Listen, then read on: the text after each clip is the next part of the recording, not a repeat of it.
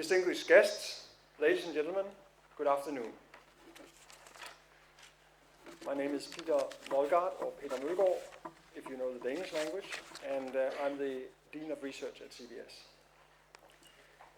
Dear Mr. Jin Liqun, it's a real pleasure to welcome you this afternoon at Copenhagen Business School. On Christmas Day last year, on December the 25th, the Asian Infrastructure Investment Bank officially entered into force. On January 16th of this year, only 6 weeks ago, you were elected the first president of the bank. I wish to congratulate you with the election. We are grateful that you so soon after taking up the position as president of the Asian Infrastructure Investment Bank pay a visit to Denmark, and in particular a visit to Copenhagen Business School, in order to give a lecture and take part in a panel discussion which we've organized together with the University of Copenhagen. Ladies and gentlemen, Denmark is one of the founding members of the Asian Infrastructure Investment Bank. I'm sure this will further strengthen cooperation, business relations and collaboration within education between Denmark and China, and between Denmark and other Asian member countries of the AIIB. I look forward to learning more about the perspective of the Asian Infrastructure Investment Bank from your lecture. Once more, thank you very much, Mr. President Jin Liqun, for coming to Copenhagen Business School this afternoon to enlighten us all on this new and important investment and development bank. Before I pass the floor to Professor Jørgen Delman, who will act as moderator this afternoon, I wish to present you with a small souvenir from your visit to our campus. Previously, these buildings were part of the Danish Royal Porcelain Factory. Actually, where we now are was a workshop with large porcelain ovens, kilns. Please accept 2 pieces of Danish porcelain, originally a Chinese innovation, which we later learned to produce ourselves.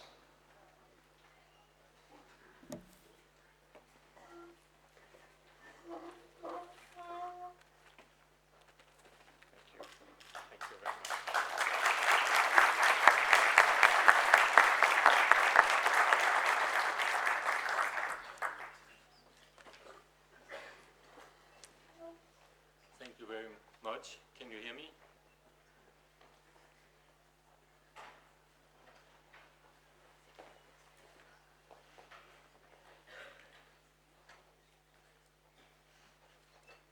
Hello, yes, thank you. Thank you very much. Thank you very much, Mr. Jin, for coming to the Copenhagen Business School this afternoon. We are very thrilled and happy to see you here, that you choose to spend some of your time on a busy day in Copenhagen together with this congregation of people from many different walks of life, not least students from the Copenhagen Business School and the University of Copenhagen. So you have a very illustrious career behind you in the financial sector, both nationally and internationally. But I noted one thing, that you started your life with an education in English language and literature. This is where we resemble each other, because I did the same. I'm a professor of China Studies at the University of Copenhagen. I'm going to moderate this afternoon. We have 2 discussants who will comment on the presentation by President Jin afterwards. We have Ari Koppel from the Copenhagen Business School, who is a development economist, Professor Henrik Hansen from the University of Copenhagen, who is also a development economist, both of them with a lot of experience working with Asia. So, President Jin, please, the floor is yours.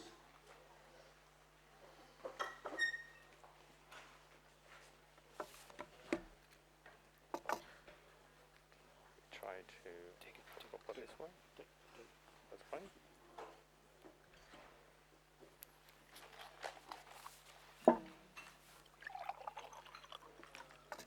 Thank you. Good afternoon, ladies and gentlemen. It's truly my great honor and privilege to see you and to have an opportunity to engage in kind of dialogue which would help us better understand each other. Let me tell you a great secret. Denmark and Finland are the 2 countries which I visited right after I was elected as the first president of ADB. And this is intentional. I hope the big country will not be jealous. And some people may ask, why did you choose Denmark, Finland, small countries far away, close to Arctic, to visit in your new capacity? Are we not important? We could be big shareholders. We could be big borrowers. My answer could be, this is important for me to visit Nordic countries who could be far away from Asia, but functionally, Denmark, Norway, Sweden, Finland could be very, very close to Asia. And I want also to send a message to the rest of the world.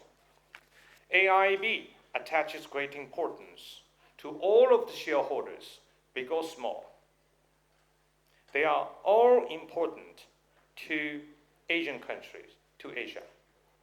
So we should like to understand that smaller economies, small in terms of the size of the GDP, small in terms of the population, could be no less important than big countries. So when we talk about often that countries, big or small, are equal, we often talk about that. But do you really practice? Do you really treat small countries equally as big countries? I think this is very much important question for all of us to answer. Not to say the fact that you are very, very strong in a number of areas. Danish government is one of the cleanest governments in this world. Nordic countries are all very clean. And your management of the macroeconomy has been excellent.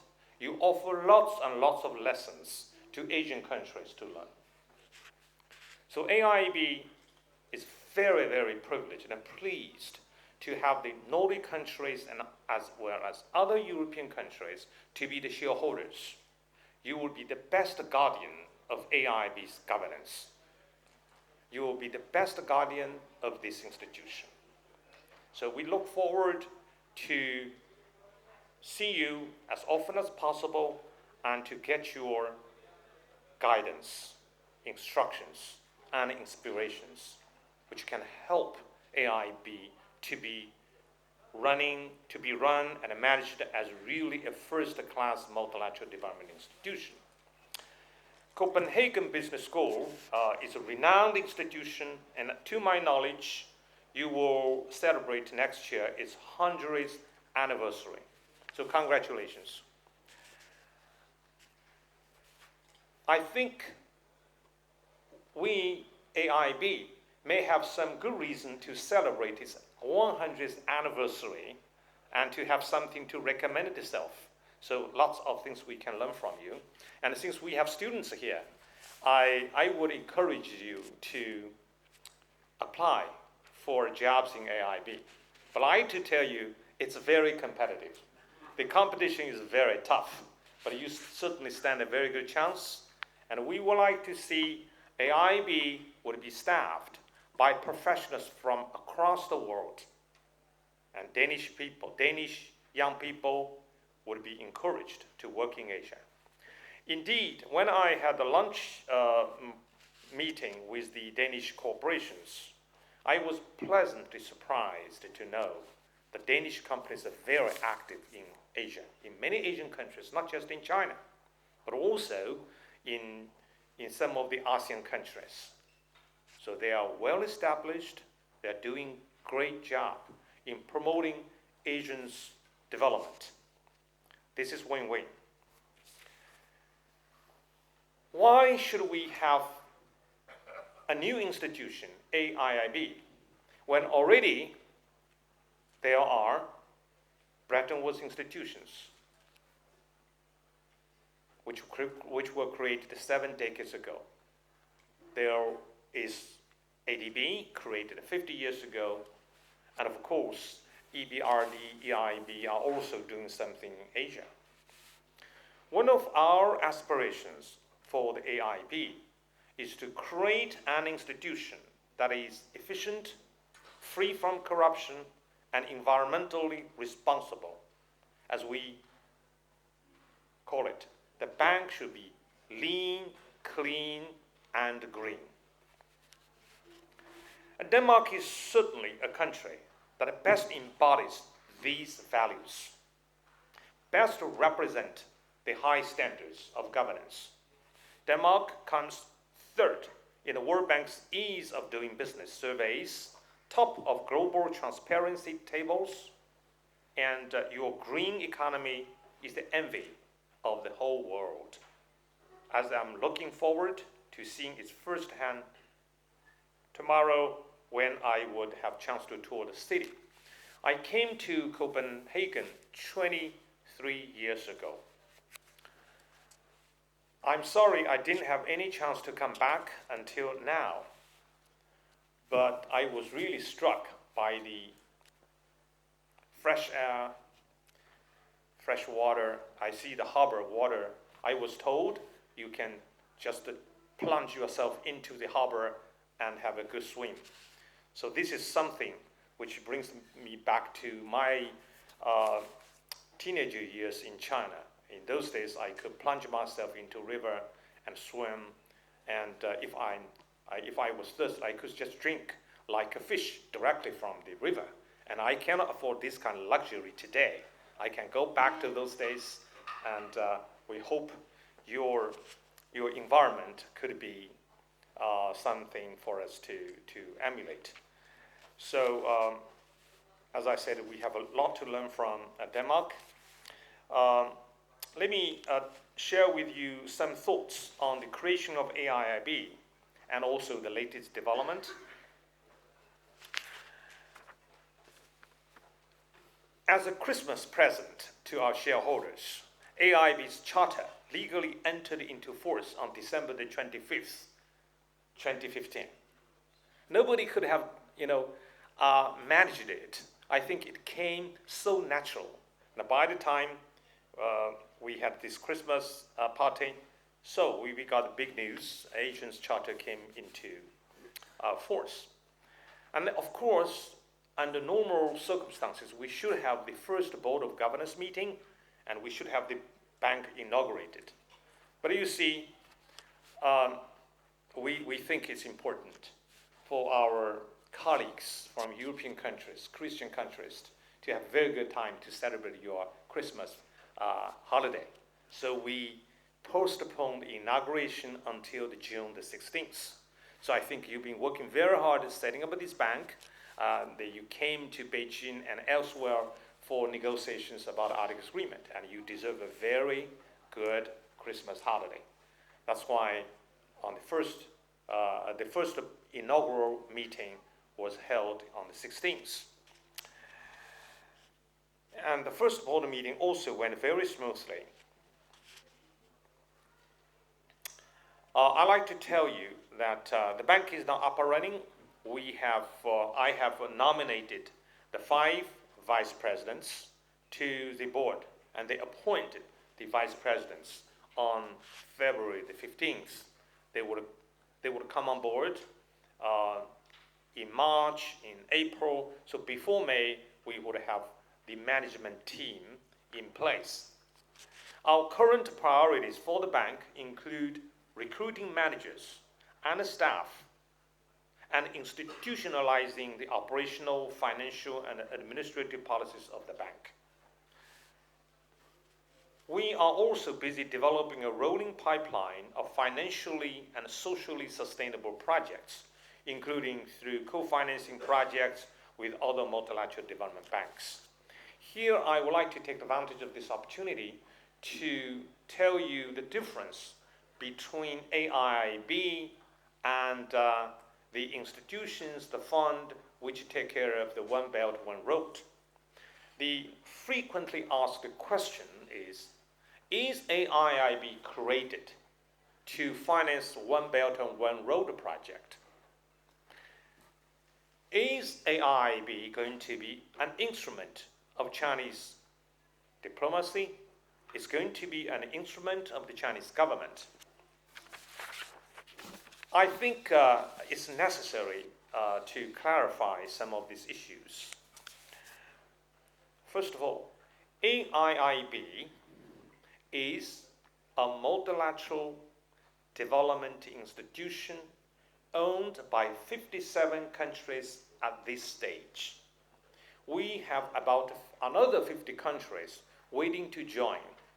And out of these 50, at least 30 countries are very firm. They have already made a decision to join. So this is not China's bank. This is a bank owned collectively by 57 member countries. So this is not the tool of the Chinese government. It's not the tool of Chinese foreign policy. With regard to the financing, AIIB covers all of the developing member countries. One Belt, One Road is only part of the programs AIIB can possibly finance. If a project happens to be in the One Belt, One Road area and can measure up to the standard of AIIB, financially sustainable, environmentally benign, and measuring up to all the other standards, we can possibly consider. But we should not neglect those countries which are not along the One Belt or One Road area. So the answer is yes, AIIB may support One Belt, One Road projects, but these projects should measure up to our standard. And we have to balance the financing across the countries, across the sub-regions, and across sectors. AIIB sets the governance structure, which is approved by all of the founding members. As long as we follow the governance structure, as long as we operate this bank as a truly international financial institution, this certainly could not be a tool of the Chinese government. On the other hand, I would like to highlight a point.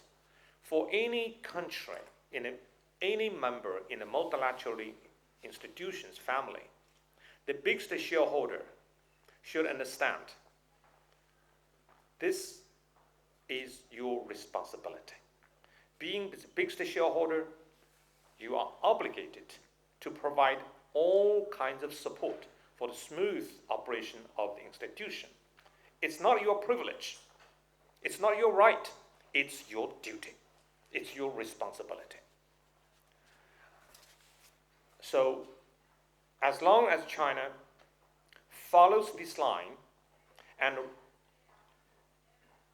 comply with all the rules, I think China would have no difficulty winning the trust, confidence of the other shareholders and the members of the international community. Even some of these countries are not members of this institution. So, in clarifying all these issues, sometimes I would raise the questions instead of answering the questions. Why should China create such a bank if this is just another Bank of China? If you look at the data, China's Development Bank and China's Exim Bank have a combined overseas assets of $500 billion, more than the combined assets of all the existing MDBs. So it's easy to have these two banks to do their businesses. Why should we have such a new institution? Because it's very clear, as a responsible member of the international community, China should do something which has never ever been done before. If China wants to run this bank a la China, China does not have to do it. We have existing institutions. China wants to have a bank, initiate such a bank, which would follow the international best practice. And that is the rationale, that is the reason behind the creation of such a bank. So it's very, very exciting times for the AIIB to come into being, and I appreciate the strong support expressed by all of the 56 countries for the support for China and for me personally. So I come here with a very good reason to express my gratitude to the Danish government, Danish parliament, the Danish companies, and the Danish people for your support to this institution.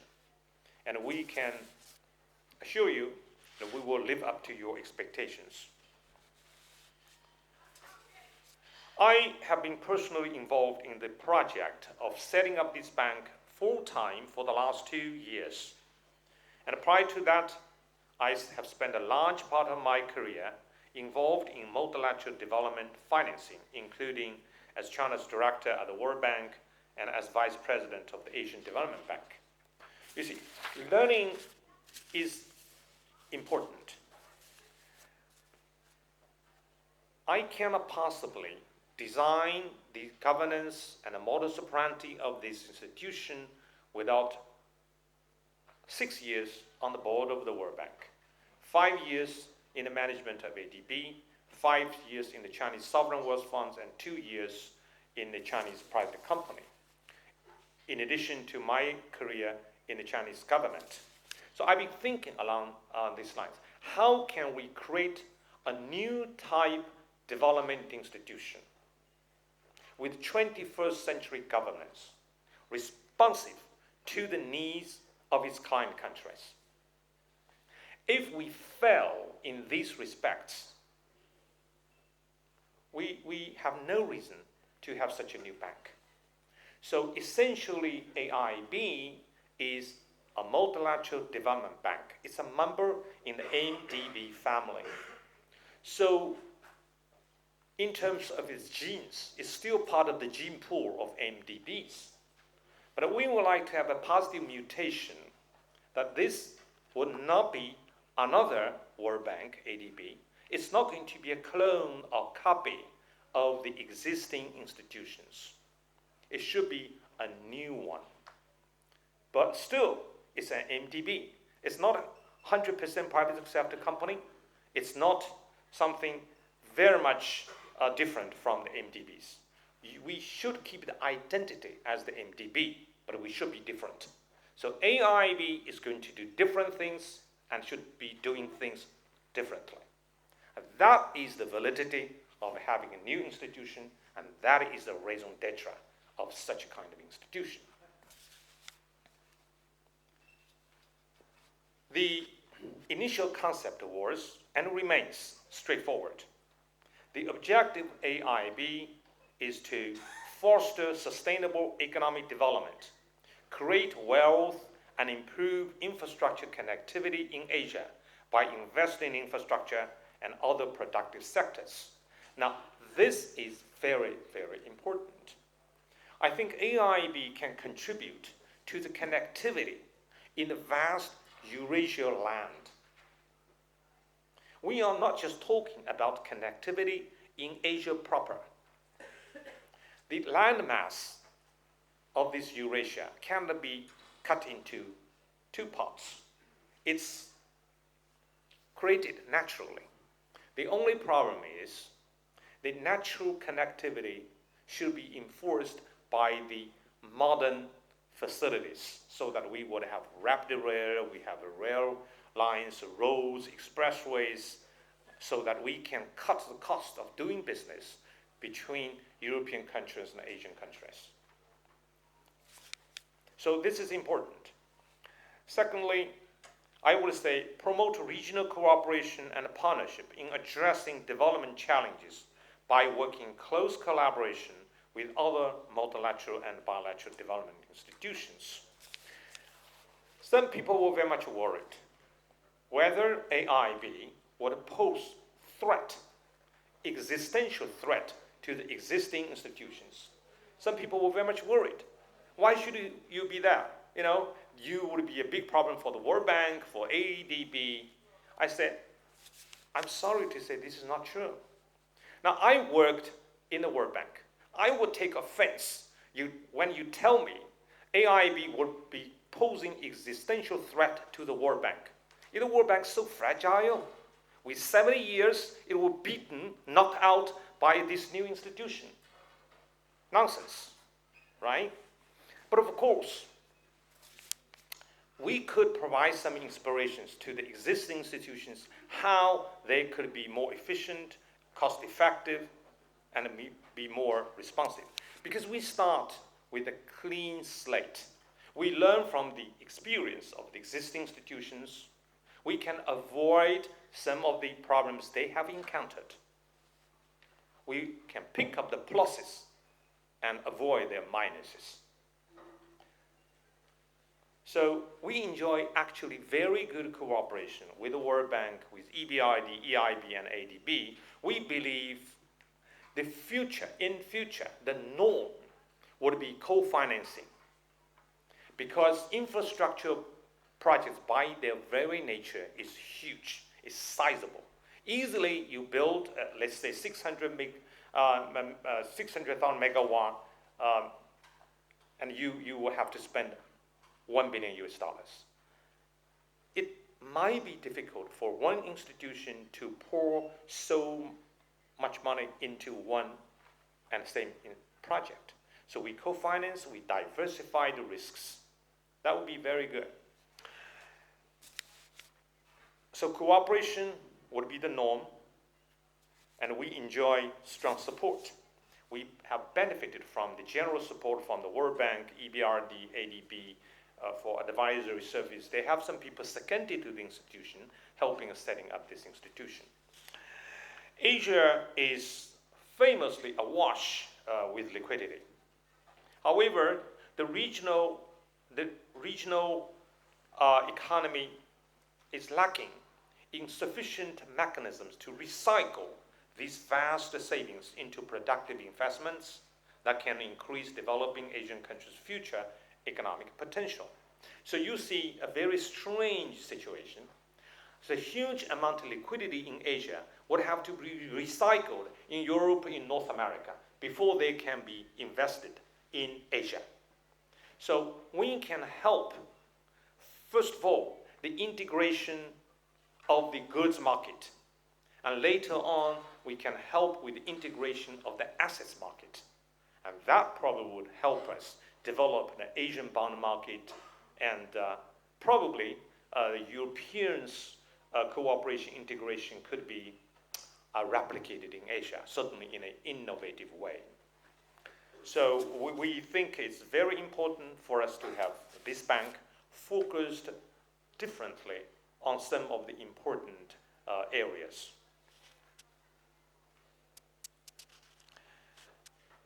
As a more parochial level, I'm often surprised at how much easier it is to travel from Beijing to Europe than to many Asian countries. So connectivity is a bit of the problem. In Central Asia,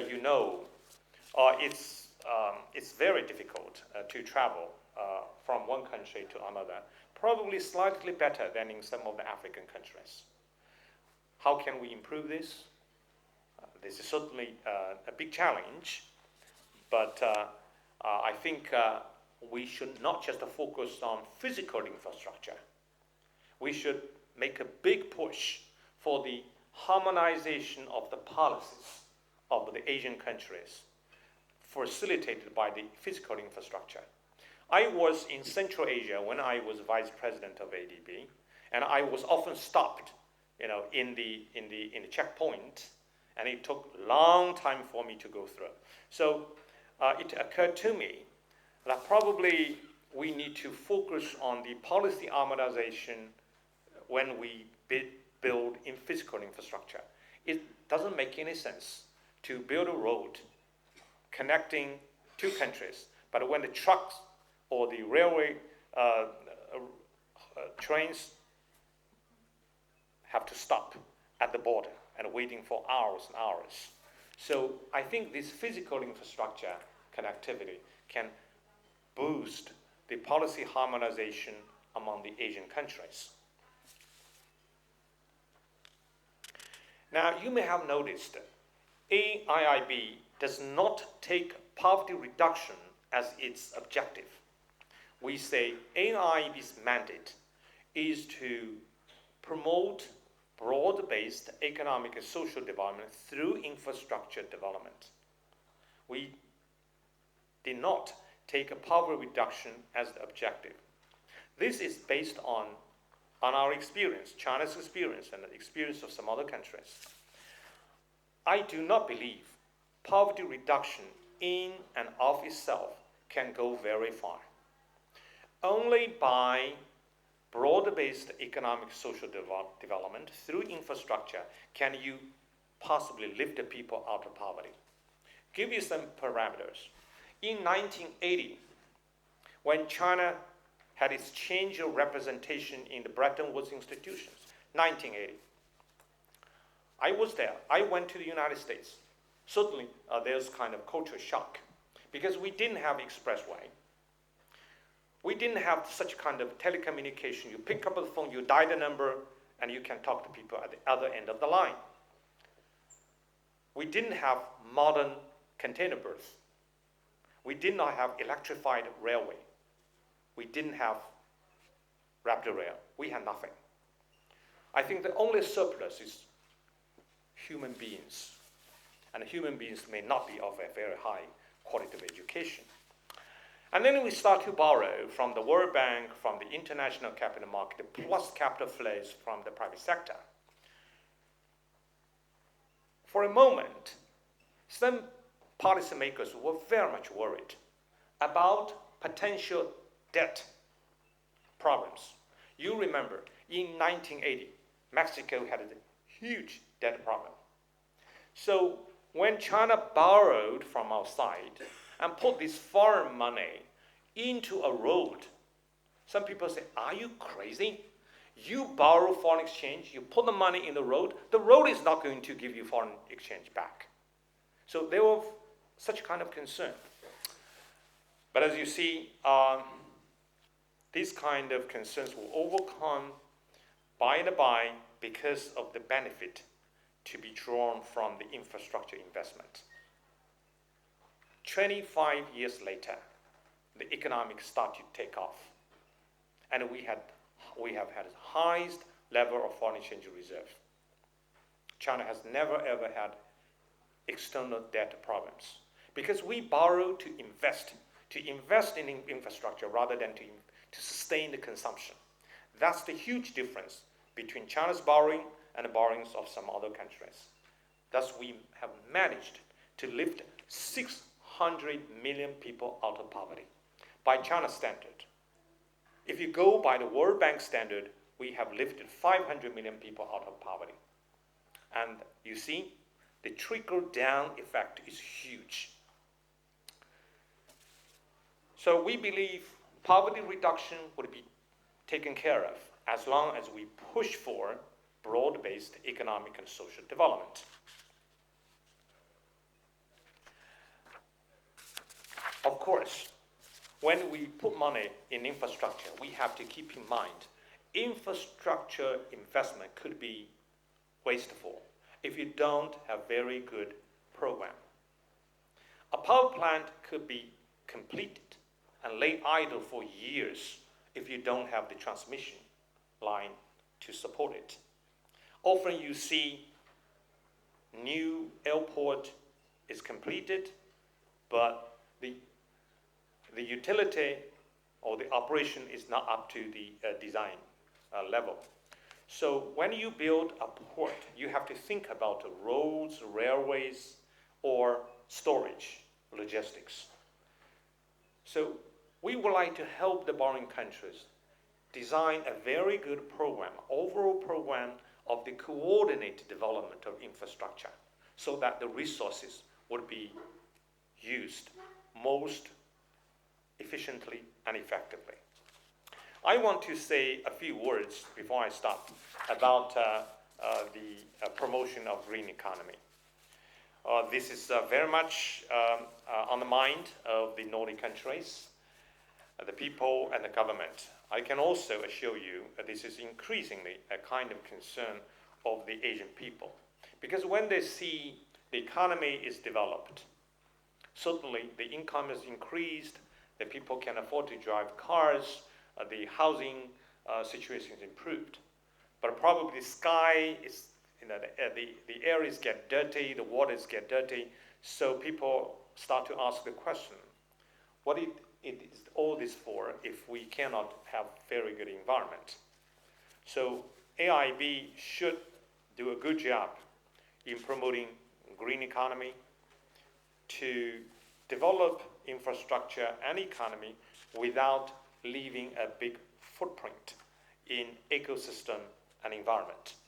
So we are going to prepare an energy strategy paper very soon, which can guide the staff in preparing energy projects.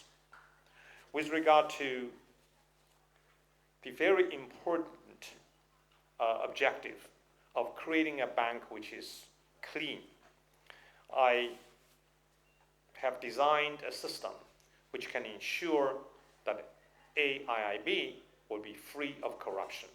At least we should try our very best to minimize any possible occurrence of corruption. The way to do it is twofold. One, we must have a very good system.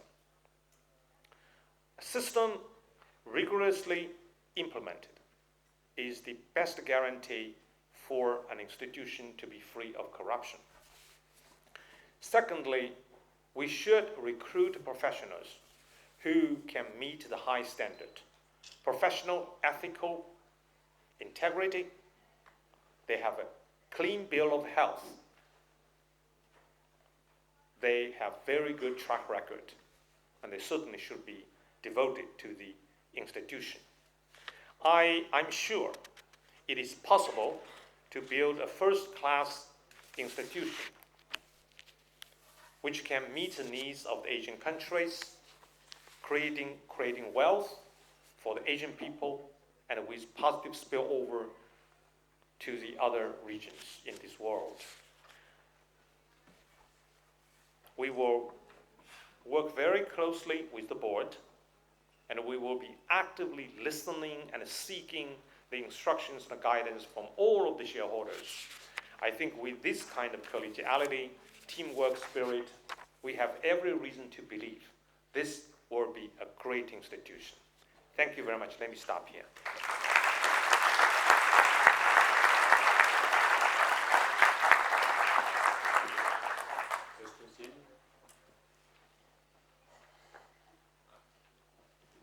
Thank you very much for a very informative and enlightening speech. I'll immediately pass on the floor to our two discussants. AIIB professor from CBS first, please.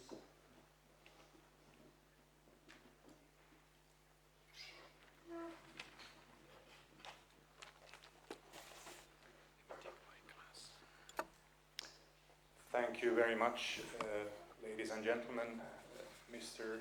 Jin Liqun. Let me start by congratulating you for being the first president of AIIB and for overseeing the establishment of this important development bank. I think that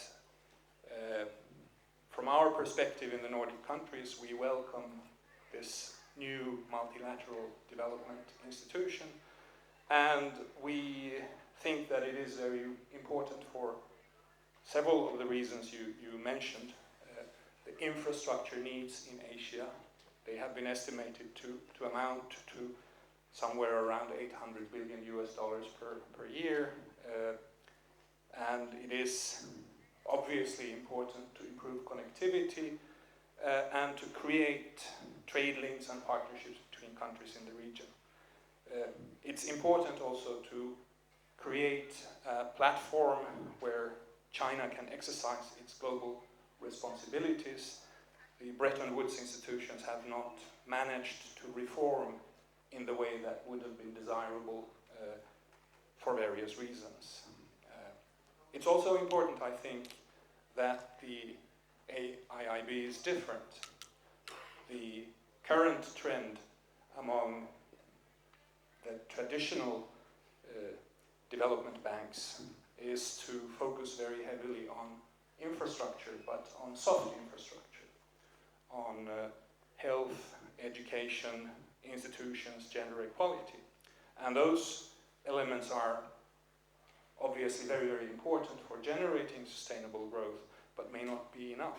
The focus on hard infrastructure from AIIB is very important, and I think the existence of an alternative here gives options to the borrower countries. They can perhaps design their own mix of soft and hard infrastructure, which has perhaps been a bit difficult before. In addition, we put very heavy emphasis on the transparency, the governance issues that you mentioned. And this is important because China has been exercising its global policies and, if you wish, its global responsibility even before the AIIB was there. You mentioned some of the actors in this area: the China Development Bank, the China Investment Corporation, the China Export-Import Bank, and the Silk Road Fund. Their collected assets go way beyond, as you said, the traditional multilateral institutions. And we had very little insight into what was driving decisions and policy. For the AIIB, we hope to have a much better understanding. I would like to pose a question here related to the future collaboration between the AIIB and the Chinese actors that I mentioned. Clearly, the resources of the AIIB will not be sufficient to meet all of the infrastructure demands in Asia. It is necessary to leverage the assets through various kinds of co-financing, collaborations with the China Development Bank, the Silk Road Fund, the Investment Corporation, and so forth. And the question is, do you think that the AIIB will be able to influence China? You will be engaging in joint projects. Do you think it will be able to actually have the kind of transparency for the project as a whole that you subscribe to? Is it possible to convince these other actors to open up in that manner? I think one of the worries some of us have is that in a worst-case scenario, the AIIB will become just a very small keyhole into parts of project activities, and we will not understand much of what is going on in the totality of these infrastructure investments. There is fungibility, and projects can be chopped up in many different fragments where the holistic or the overall picture will be very difficult to see. So that's a first question that I would like to challenge you with. And I would like also to ask another question, a short one, to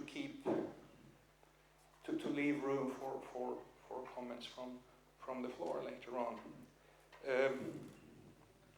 The political context in Asia is not very simple. There are dilemmas. China doesn't have a lot of close formal partners. There are many cautious nations surrounding China. And then there are also tensions between different other members of the AIIB. To generate a really successful outcome, it will be necessary to get many of these actors on board. And to me, it seems that India is a very important actor. Now, when I have looked at the debate in India and listened to the debate in India, the views are a little bit mixed. The most positive things I've heard are related to the fact that the World Bank has been a bad partner for India because they refuse to finance coal-powered power plants. And maybe AIIB will provide financing for coal-powered power plants. I'm not sure that that is really what you said right here. And the green character of AIIB doesn't make it obvious that this is going to be the case. So my question is, how can you or how could you make the Indians excited about membership in the AIIB and the potential that you have for broad Asian collaboration? And I'll stop at those two questions and leave over to my colleague. Should I answer now? Yes, please. Okay.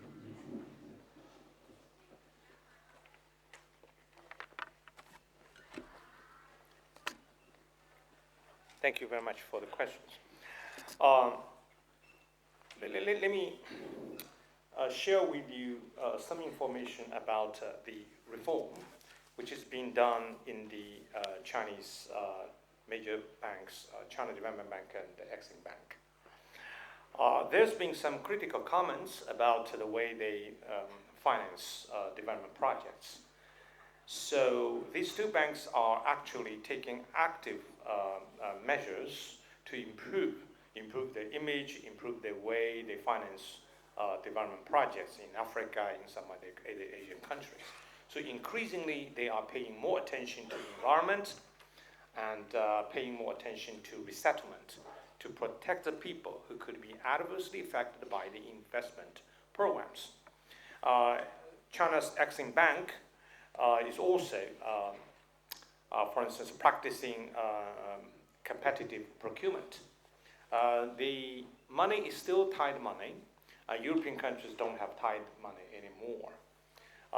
But the Exim Bank would practice competitive, procurement in China. So they will not pick up any Chinese company to give them the contract.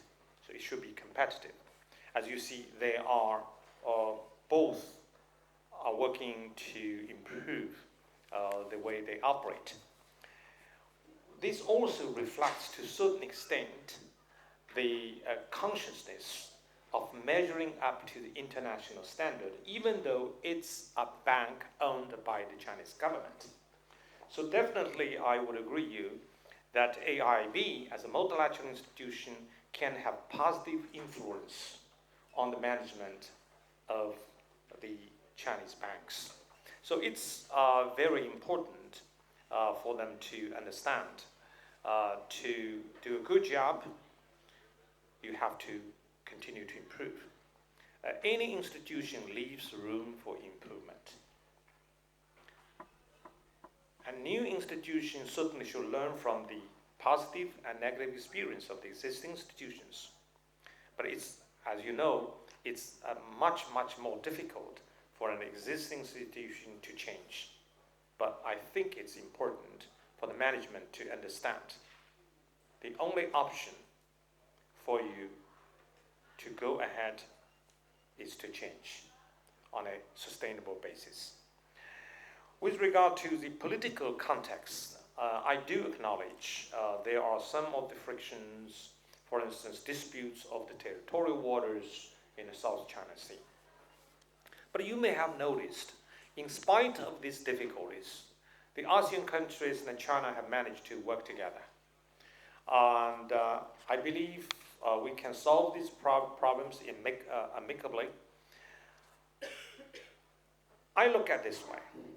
The cooperation of ASEAN countries and China in AIIB in developing infrastructure can enhance the mutual confidence, can help people understand that cooperation is a solution. Cooperation is win-win. Now, when the Asian countries, the people in Asian countries look at what happened in Syria, in some of the Middle Eastern countries, Definitely, they don't want to see this kind of thing would be happening to their own country. So the big lesson from the chaos in some of these countries is that we need to work out the differences in a peaceful way. We should understand each other. We should help each other. We should work out our differences so that both can benefit.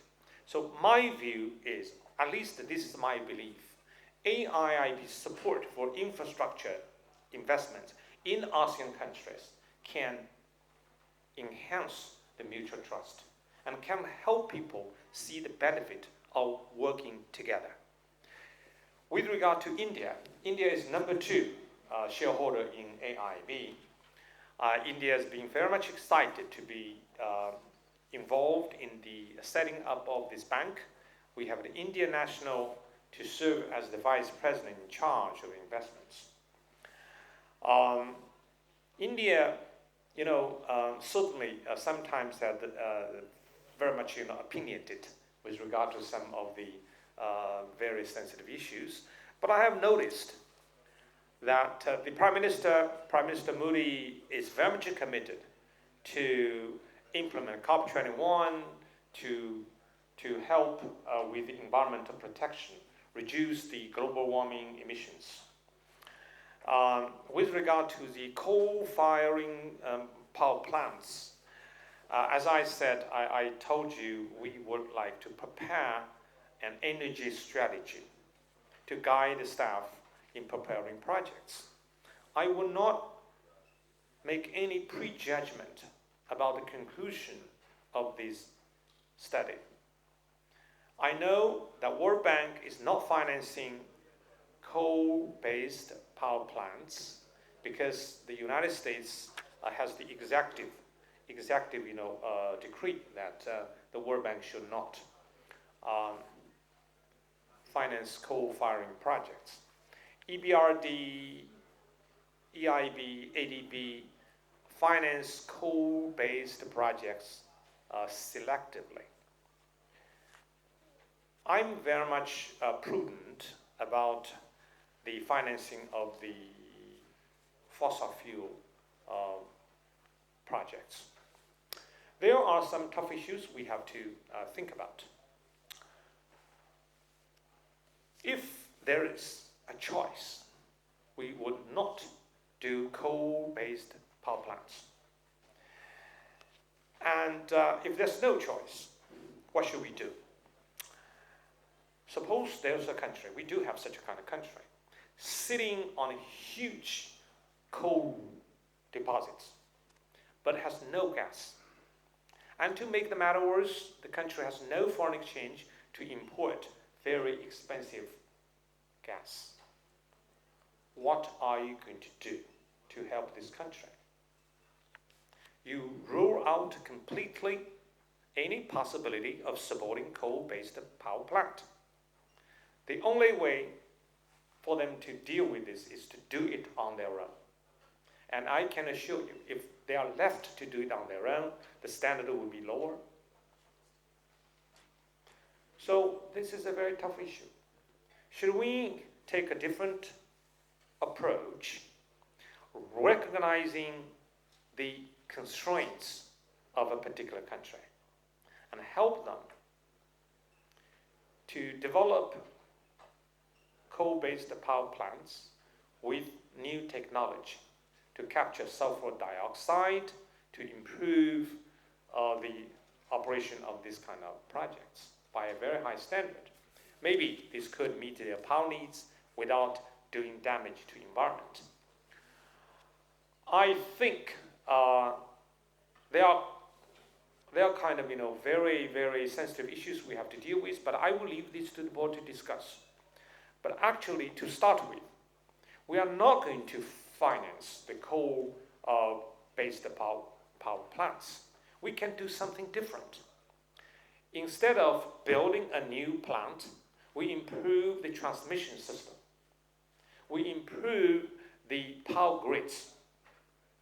Now, Finland and Denmark, probably your systemic loss of power transmission is 3%. How about some of the low-income countries? 30%. So you don't have to build a new power plant just to improve the transmission system, drastically cut the systemic loss. You immediate power need. So there are lots of things which we can do, and I think some of these problems could be addressed. So India is very active. India is being very much committed. I think we would have very good dialogue. I met the Prime Minister Modi not long ago, and he's very much committed to supporting AIIB, and he certainly is very much committed to promote Indian-China cooperation in building this kind of bank. Thank you.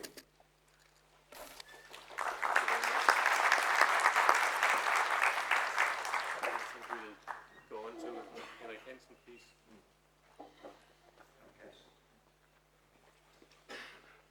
Thank you very much, and let me join Ari in congratulating you for the achievements of the establishment of the bank, and also for being the first president of the bank. And I think it's hard to underestimate your importance, because you are now taking the bank from a plan and putting it into operation. So I think it's very interesting to hear your views about some of the operational issues that will occur during the first 5 years, as far as I can tell. First of all, you mentioned during your talk today that there has been discussions about collaboration or competition between the AIIB and also the ADB and the World Bank. And I notice on the webpage that you are very much in favor of collaboration. And I think that is of course to be applauded. And I would also like to address, since you have a clean slate, you may have the opportunity to actually push for common standards in the assessment of infrastructure projects to enhance the collaboration and also joint finance of these major projects. And this will be one of the tasks that you may have to take upon you as such, given your knowledge about both banks and also your own AIIB.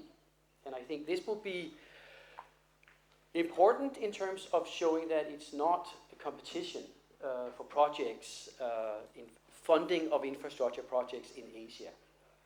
So I think an important part for the first part, or for the first time in operation, will be to make standards, create standards across MDBs and also around your own work in the AIIB.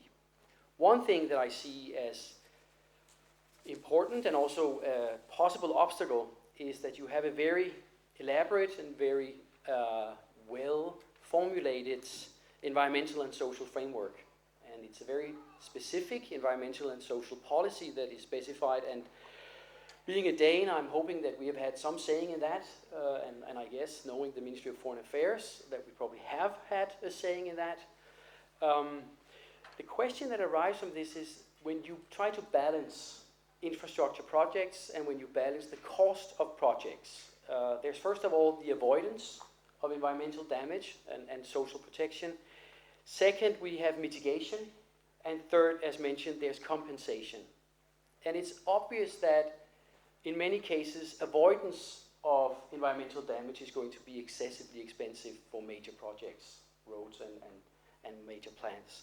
So how would you think of balancing these different ways of modalities in terms of avoidance, mitigation, and compensation? Because this will affect the cost of the total project. And as far as I can see from the documents, the AIIB will be funding all of these aspects. So both in project assessment, project implementation, and project evaluation, these balances are going to be very important when you assess the success and selection of projects. In addition, or part of this, it's interesting to know whether the AIIB will give public access to these assessments. It's always interesting, I would say, as a researcher, but also as an interested civic person, to have access to some of these documents where you make decisions on whether or not to grant these projects funding, but also the assessments, the decisions that are actually made when you when you decide whether or not to grant this. Part of the procedure, as far as I can see from the documents, when you are assessing the environmental damage that may or may not be there, there is a clause about consultation and information disclosure amongst these countries that apply for funding. And it would be interesting to see whether or not you will push for standards also in this consultation process. Across so many countries, there will be differences in opinions about public consultations. And I think the AIIB could have a positive influence on transparency and inclusion of the civil society across Asia in this respect. Finally, I have to say, and at some point you have to come forward as a researcher and not as a public servant. And I'm happy that you mentioned corruption. Not happy that you mentioned corruption, but I'm happy that you will avoid corruption in AIIB. Corruption within the organization is not the only problem, as I see it, with corruption. There's also corruption. We are talking about long-term investment projects. We're talking about roads and power plants, so 5-10 years. And there is a risk, and we must say there is a positive risk of encountering production throughout a project phase. And I know that the AIIB, just as the Ministry of Foreign Affairs, have a zero-tolerance policy. I would like to know how you would interpret a zero-tolerance policy, and also if you, as president of the AIIB, would be interested in trying to formulate realistic anti-corruption policies. When I say realistic anti-corruption policies, it's something like, if you discover corrupt behavior 5 years after a project implementation, what is the appropriate response?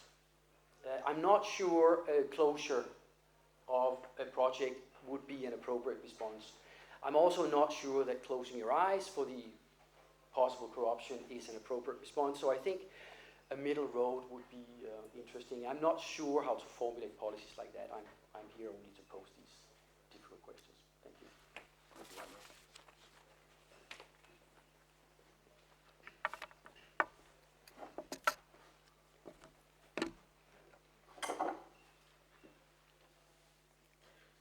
Thank you. Thank you for the questions. It's important for AIIB to cooperate with World Bank, ADB, and other institutions. I think the basis for cooperation is the harmonization of policies. As you may have noticed on our website, we have completed 11 major policy papers, including environmental social framework. All of these policy papers were approved by the board. Now, the standard is the same. That is the basic requirement for cooperation among the MDBs. Otherwise, it's not possible. So some people actually were very much worried at the very beginning. They thought ADB or World Bank could be no match competing with AIIB because this bank would just ignore environmental standard. Certainly, they could not compete if we just completely ignore environment standard or just forget about the people who might be adversely affected. But this is certainly not true. Now, we have engaged the first-class professional to prepare the documents of environmental social frameworks, which also went through rounds and rounds of consultations. So finally, all of the shareholders were very pleased with this document. So now, next question is implementation. That is why co-financing is very important, because the whole world will feel very comfortable when all these multilateral institutions are working together. Right? So we are not going to have the competition racing to the bottom. We should maintain a very high standard. And there's no compromise in this regard. In terms of environmental protection, I'm deeply convinced development helps with environmental protection. Look at Denmark.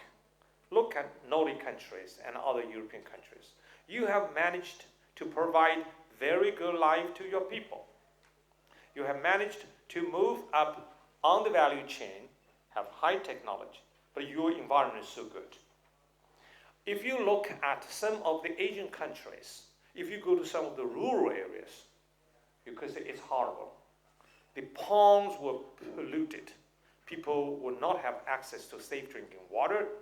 The solid waste were piling up because they were poor. And the poor people will never ever worry about environment if they are worried about the breakfast next day morning. Let me give you some of my personal experience when I was AIIB Vice President. We financed a project, a medium-sized hydropower project in Lao PDR, deep in the mountains, a very poor area. World Bank, AIIB, and Agence Française de Développement, the French aid institution. We try to help develop this hydropower plant, which would export power to IGAT, the power company of Thailand, making probably $20–30 million every year. When I was there, I spent 3 days and nights looking at the project areas and talking to the people. I saw the local people carrying 6 logs, huge, beautiful trees. And then I asked them, what are you going to do with these 6 logs? They told me, build a bridge. How? Just lay down these logs across the river, and it's a bridge. So 6 logs over there, it's a bridge. And I think it won't take too long for all this wood to be rotten. Why? Because they could not afford cement and steel. This is poverty. So once the project is done, I know, the people were properly settled. Each and every household will be given 1 hectare of land, new houses, and the income of this hydropower power project would help these people. So from now on, you don't have to tell the local people you shouldn't cut the trees. They all protect the waterhead because they believe the waterhead is their lifeline. Now, this is a typical case how a development project can improve the livelihood of the people and at the same time improve the environment. So we have numerous examples like this. I do believe development is a fundamental solution for environmental protection. Secondly, with regard to protecting the people who could be adversely affected by the project, the most important thing is actually not the level of compensation. Some of the poor people told me that if they apply the World Bank standard of compensation, the government would go bankrupt because it's too expensive. They would like to have the standard, let's say, in the United States. How can Lao PDR or poor area in Vietnam or Cambodia afford this? You know, the problem of resettlement is not the level of compensation. It's corruption. Because it's not transparent. The people in charge would give some money to the people, you move away. And they keep a big chunk of the money in their pocket, in their private pocket, or try to buy out some of the people who would refuse to move. So they keep a big amount of the money to buy out some of the people. And people know, I don't move. And if I'm the last, you have to pay me more. So this is a huge problem. Now, if you're transparent, you say, based on the cost of living and the land in these areas, what is the compensation? Per household, per family, per numbers.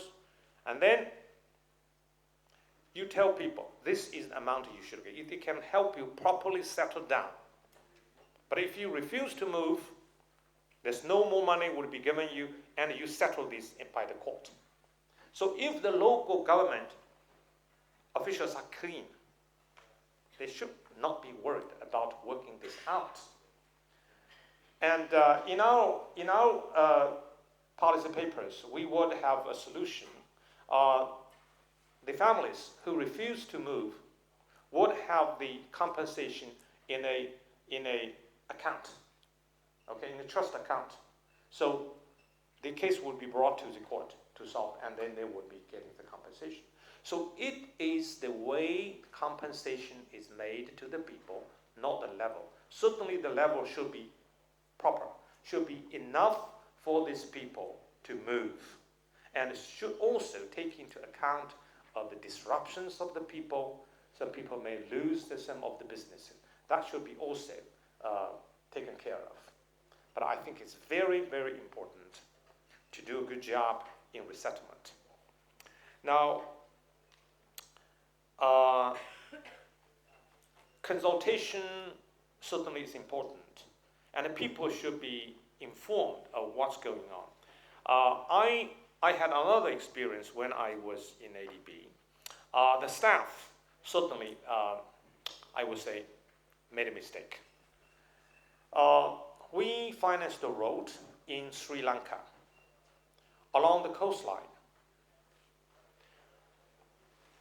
For a long time, the bulldozers could not move into the project site because there were about 5 families who refused to budge.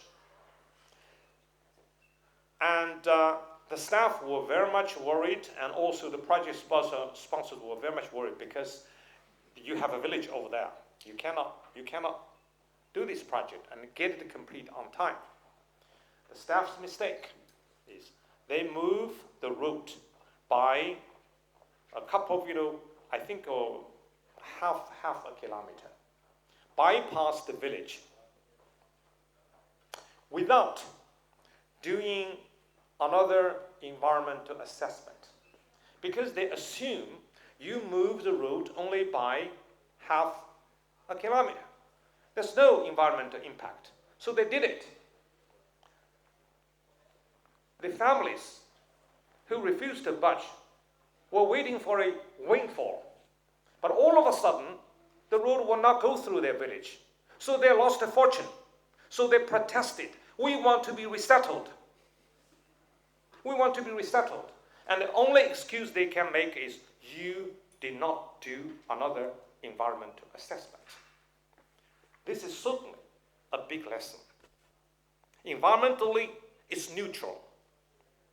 But when the people want to take advantage of the resettlement and make a killing, and you bypass them, they certainly would protest.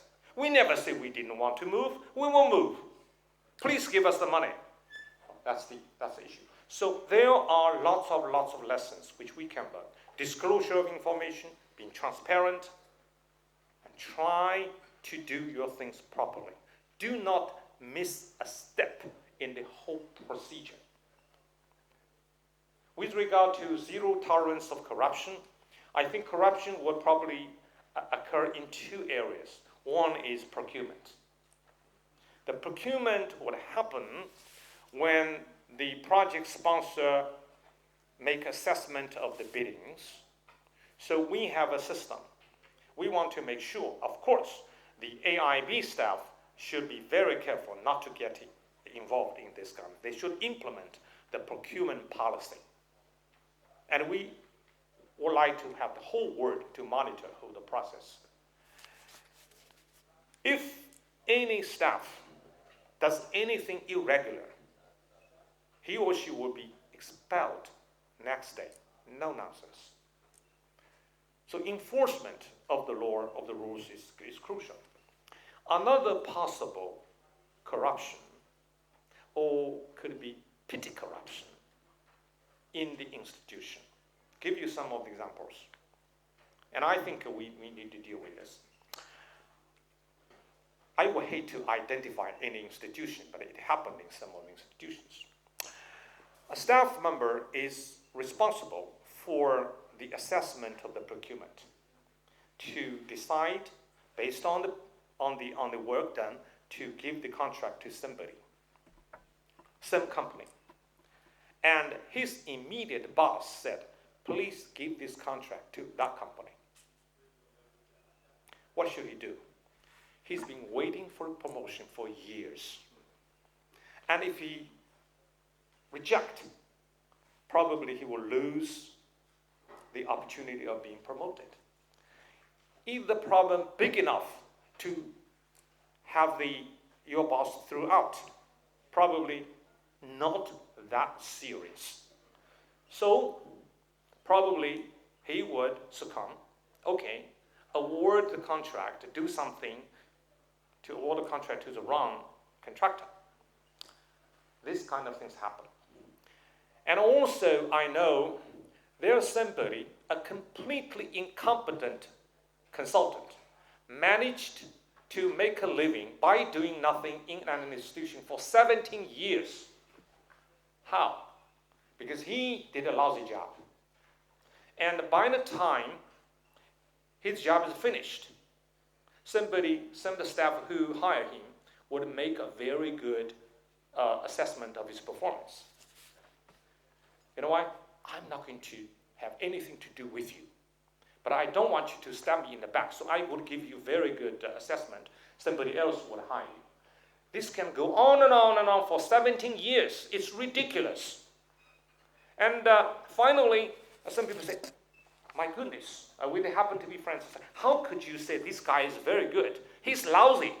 And this is, I didn't want him to stab me on my back.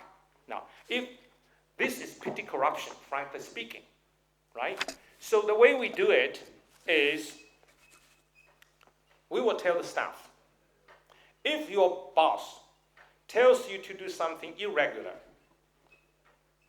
bring this case to the ethics department. If you do it, you get your promotion, the boss will be expelled next day. If you don't do it, the boss will be expelled, you will be expelled. Both will be punished. Now, if we have one or two cases like this, I'm not worried. We could have zero tolerance of corruption. I hope none of these kind of cases would happen in our institution, as we make it very much clear to all of these people. Petty corruption. So this is very much important for us to understand. You have to behave. Now, I designed the system. The ethics department's head will be somebody who does not come from the same country as the president. This is key, for obvious reasons, for perception problems or conflict of interest.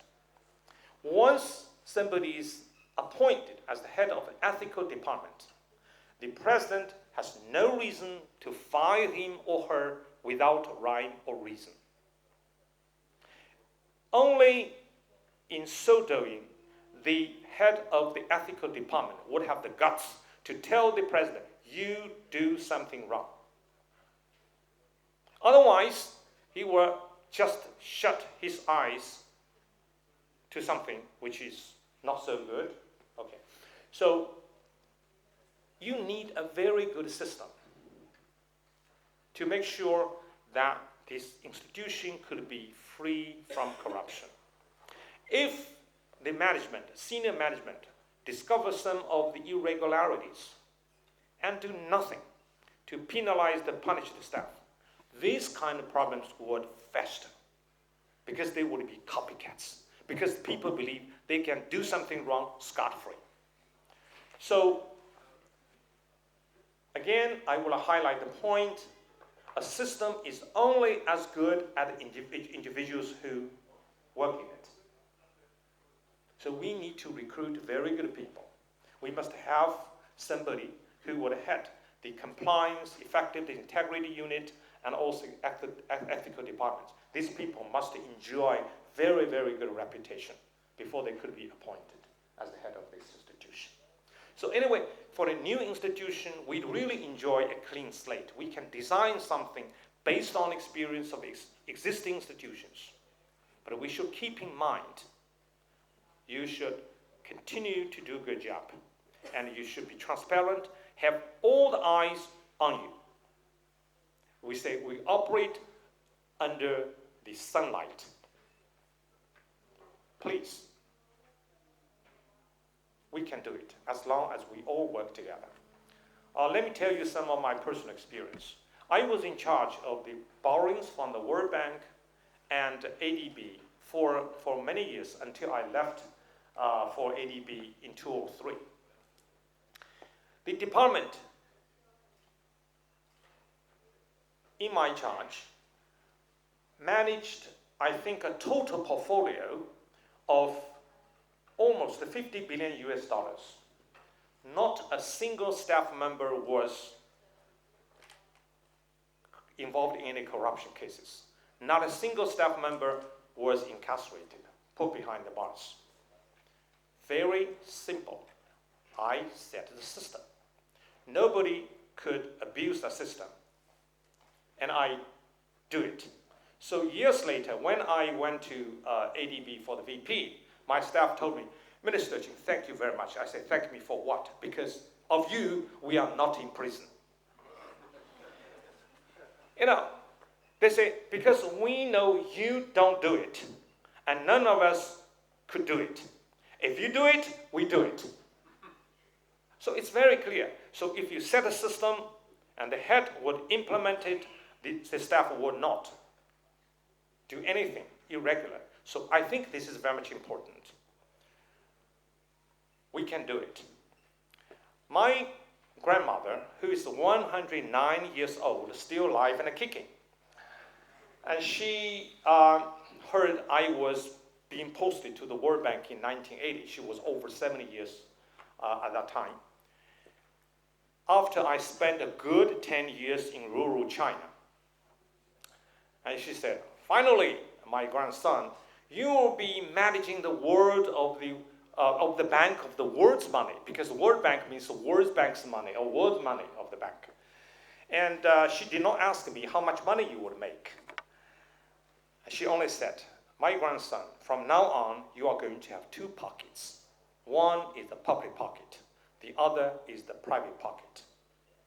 Keep in mind, don't forget, never ever move one single cent from the public pocket to your private pocket. Over the last 40 years, I never ever for a moment forget my grandmother's teachings. That's why I'm here. Thank you very much.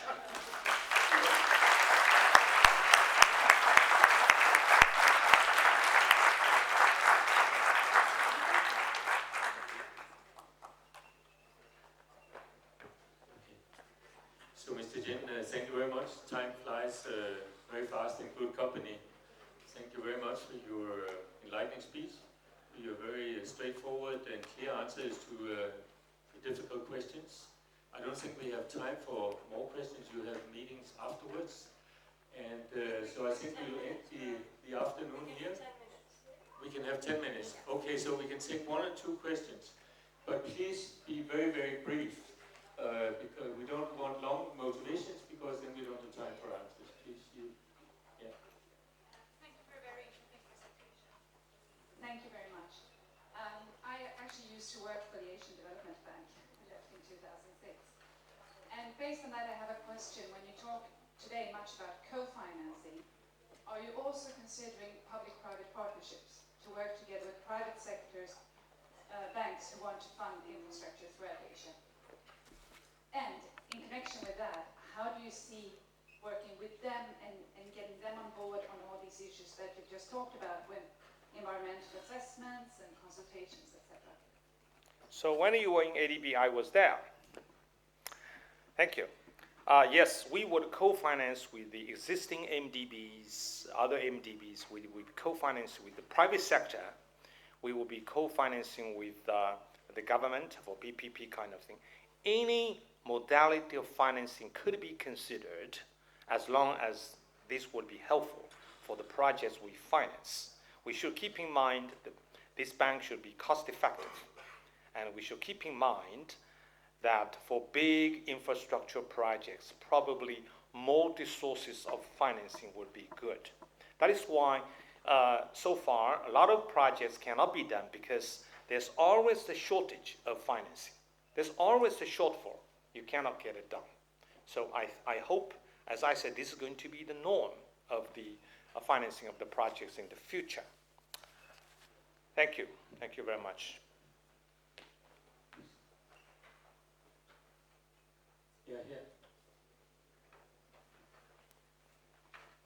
Thank you very much for the presentation, and I think it's very exciting that Denmark is part of the AIIB. I am chairman of the Schiller Institute here in Denmark, and my question is a little bit different.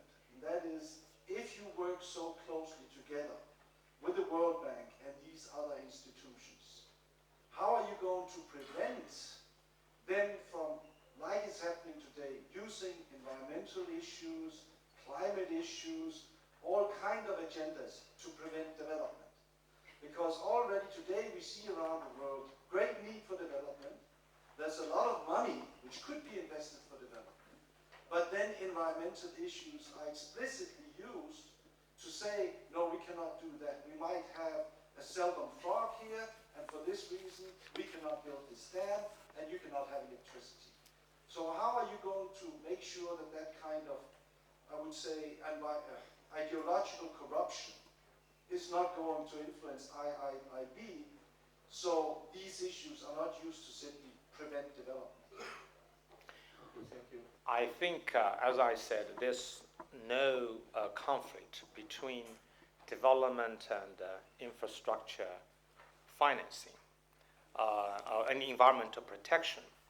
Sometimes probably you see at the first sight, probably this is going to be a huge environmental problem, so you cannot do it. But actually, it is not true. As I said, there are something which you can do which can help the people to improve the environment. The World Bank and other institutions have harmonized the policy for the very straightforward purpose of not creating a huge footprint in the ecosystem and environment. But you see, sometimes there's a little bit compromise because you cannot say this is 100% environmental neutral. Maybe in the short term, there could be a little bit impact on the environment.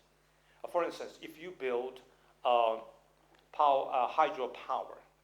you cannot say this hydropower would have no impact at all on the ecosystems. Some of the aquaculture would be affected.